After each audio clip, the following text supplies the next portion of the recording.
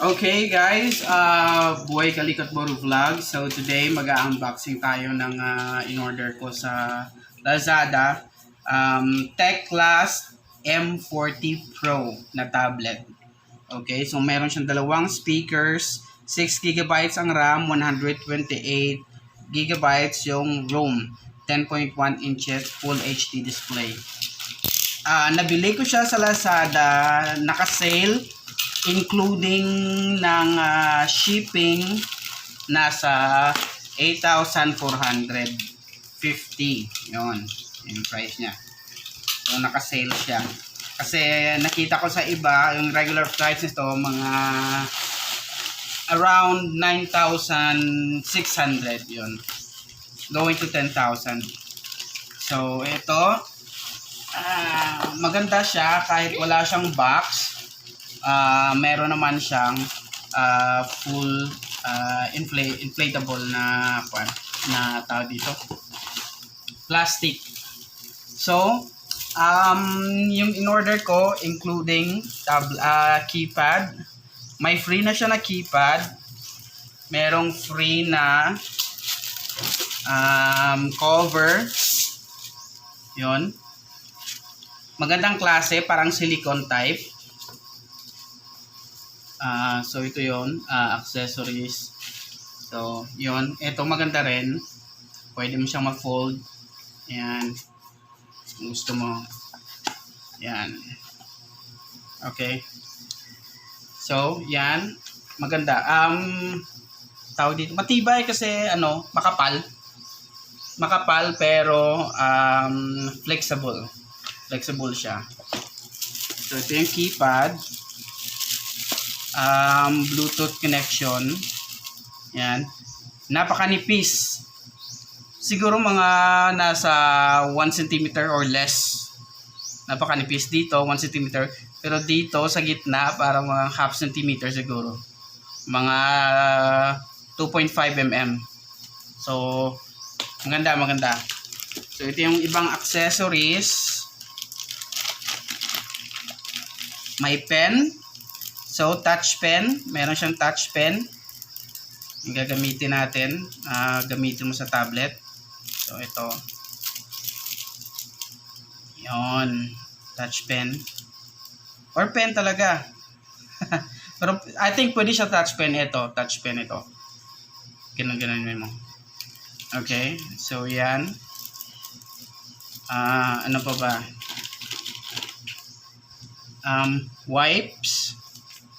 Free, dalawa. SIM card tray. Eto, may SIM card. Tray lang siya kapag wala kang SIM card na lalagyan ng ganito. Tapos ejector. Yan, ito, tray lang siya. Merong free na earphone, parang iPhone type earphone headset. Yan, general na generic. OTG Type C.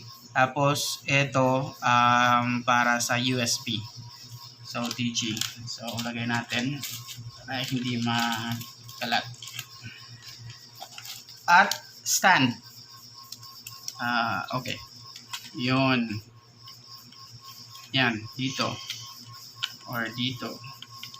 Yan, stand. Okay, so yan ang mga accessories. Daming accessories. Now, ito na yung box. So, yan, cell ion polymer battery, capacity 7,000. Isa sa mga reason na itong kinuha ko, maliban sa 7,000 yung battery niya, kasi kalimitan kapag mga ganitong klaseng brand ng tablet, mga nasa 6,000 lang. Pero ito, nasa 7,000, 6 GB yung RAM, which is really great, at 128 yung ROM, which is awesome, kasi ang dami mong dito, dami mong ma-store. Tsaka mura, naka-sale sa Lazada. Okay. Yan. Ganda naka-foam para hindi tawag dito, para smooth dito. So check natin dito. So merong border na foam para hindi basag or mag-bump. Tapos for sure dito, check natin yung brick. I think fast charging to. Nasa 2.5 amps, 5 volts. So regular lang na charger, switching power supply. 5 volts, 2.5 amps. Okay. So tingnan natin, review natin. Tapos of course, wala na. Type C. Maganda kasi Type C, fast charging siya. Okay, so set aside natin. Now, the real tablet. Again, malapad siya.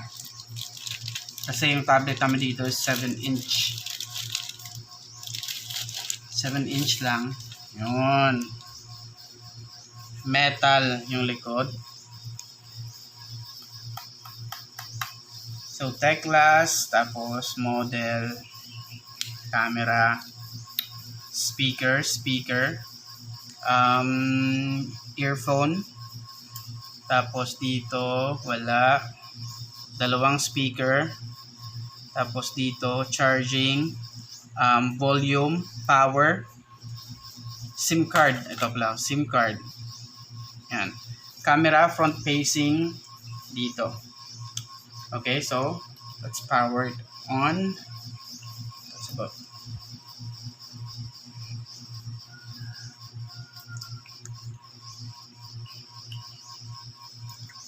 On. So, meron pa siyang cover dito. Kapag tinanggal ko to, matatanggal yung cover niya. So, wala siyang ewan ko kung meron siyang libreng. So, manual, wala na. Wala siyang libreng tawag dito. Screen protector. So, I think you can just buy it outside na lang. So, try muna natin dito. Yun. So, klarong-klaro. So, let's start. Skip na muna natin. Kasi hindi ko ano yung password. Setup offline. Skip muna natin. Setup offline. Sign into Google Data. Okay lang yan. Mamaya na. Shanghai, change natin to Hong Kong, Fiji, Brisbane, Tokyo, Taipei. Okay. Today is August. Updated siya. Updated August. Ano yung August 25 yung ano niya? Yung default niya. 2001. So today is 19. What time is today? What time? Anong oras na dyan sa telephone? Quarter to 12. So dito 12. Gawin natin dito 11. Tapos dito 45 or 50. Okay, next.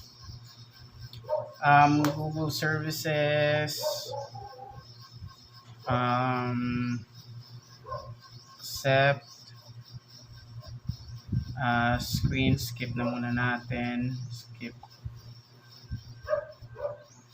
100% yung battery niya, really great. 100% na naka na siya, full charge.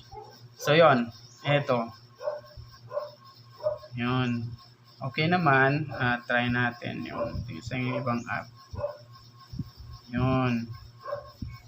So wala siyang masyadong app. Responsive naman siya. Yun. Yan.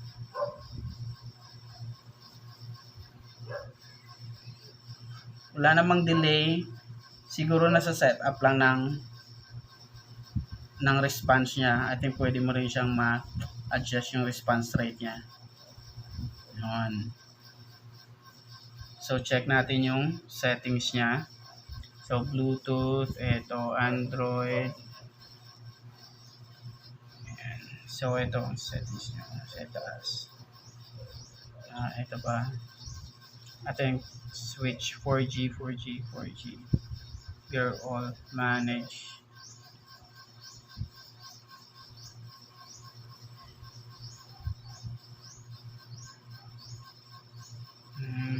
Okay. So, try natin yung settings. Saan ba yung settings dito? Settings. Ito. Wala siyang ganitong settings. So, yung naka-pop up lang dito. Or baka I just need to search muna sa settings dyan. Anyhow, check muna natin about the tablet. Yan. Android 11. So, latest. Android version 11 siya. Yan. Yan.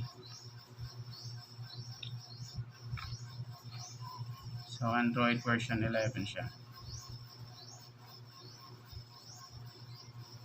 Let's get out. Tapos, M40 Pro. So, storage, eto. Yon. Storage manager, manage storage. Balik. So, mga nasa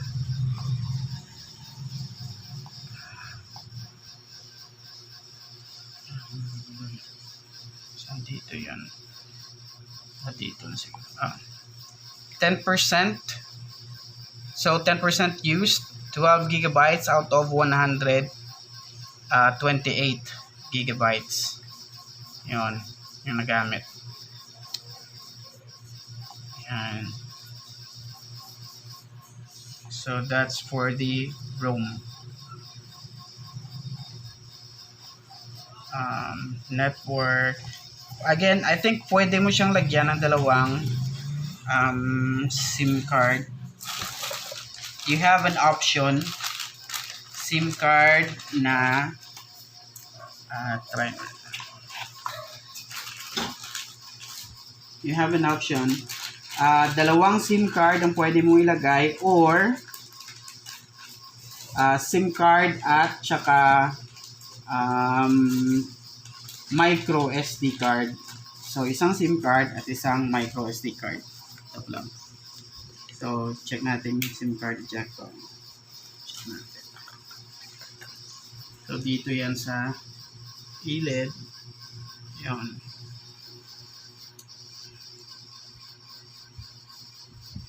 Yan.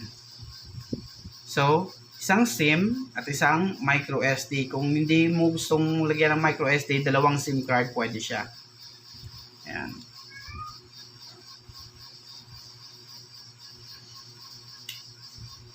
Okay.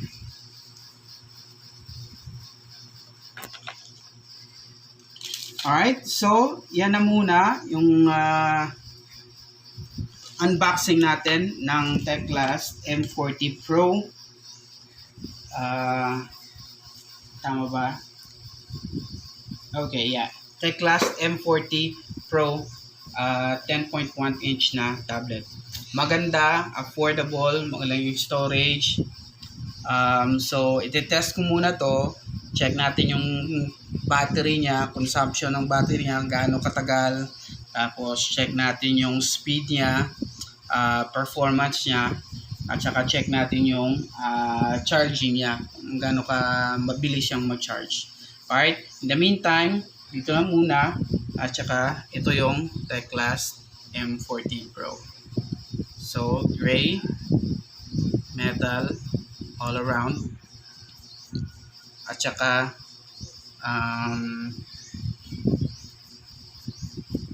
I think plastic to. Ito. Main back cover. Pero ito metal. Okay. Mura na. Nakaset. Kompleto yung mga accessories. So, very satisfied. Lazada. Again, Boy Kaligot Moto Vlog. Subscribe sa channel natin, like the video, and standby kayo sa ating full review ng performance ng tablet na to. Again, this is Teclast M40 Pro.